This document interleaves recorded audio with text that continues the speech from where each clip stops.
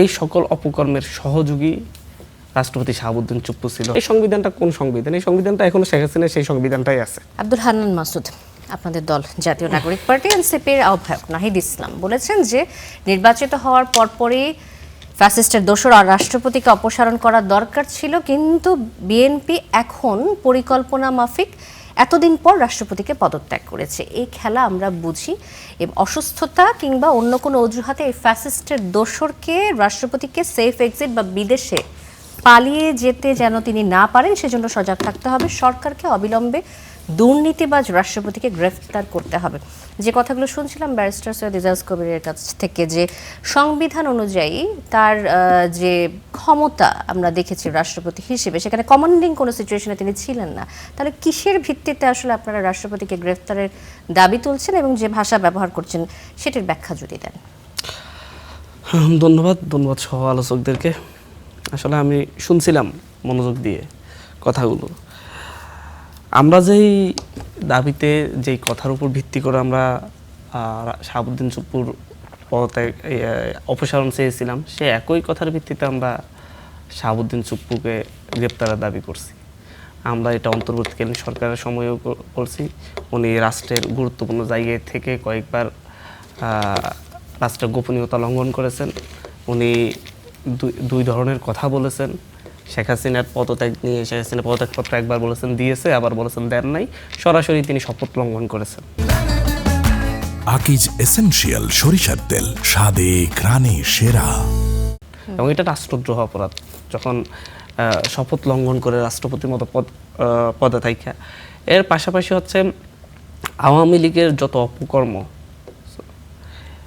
এই সকল অপকর্মের সহযোগী রাষ্ট্রপতি শাহাবুদ্দিন চুপ্পু ছিল। হয়তোবা আমাদের বিএনপির ভাইয়েরা অনেক কিছু ভুলে যান যখন ওনাদের দলীয় স্বার্থে এখন হয়তো রাষ্ট্রপতিকে গ্রেপ্তারের ব্যাপারে দ্বিমত পোষণ করতেছেন। দেখা যাবে যখন মনে হবে যে ওনাদের জন্য বিপজ্জনক হয়ে উঠছে, তখন দেখবেন যে অনেক আইন বের হয়ে যাবে, রাষ্ট্রপতিকে গ্রেপ্তার করা যাবে কেন, মানে এই ধরনের অনেক আইন বের হবে।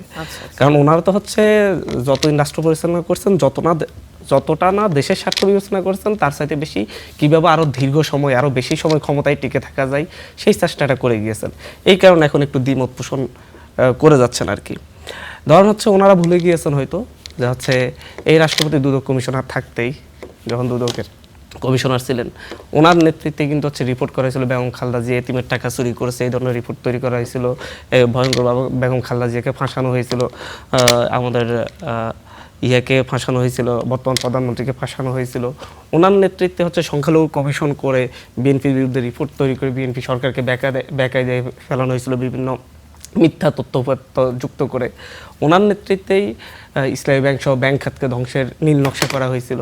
তো এগুলো হয়তো ওনাদের মাথা থেকে চলে গিয়েছে। যেমন হচ্ছে মেজর হাফিজউদ্দিন আহমেদ বীর বিক্রম, বর্তমান ভারপ্রাপ্ত রাষ্ট্রপতি, সকলের শ্রদ্ধাভাজন, ওনার বিরুদ্ধে গাড়ি পোড়ানো মামলায় যেই এসআই চার্জশিট দিয়েছিল, সেই এসআই এখন হচ্ছে বিমানবন্দরের মতো গুরুত্বপূর্ণ থানায় উনি এখন হচ্ছে ওসি, এবং উনিই যাই ইয়াকে প্রটোকল দিচ্ছে।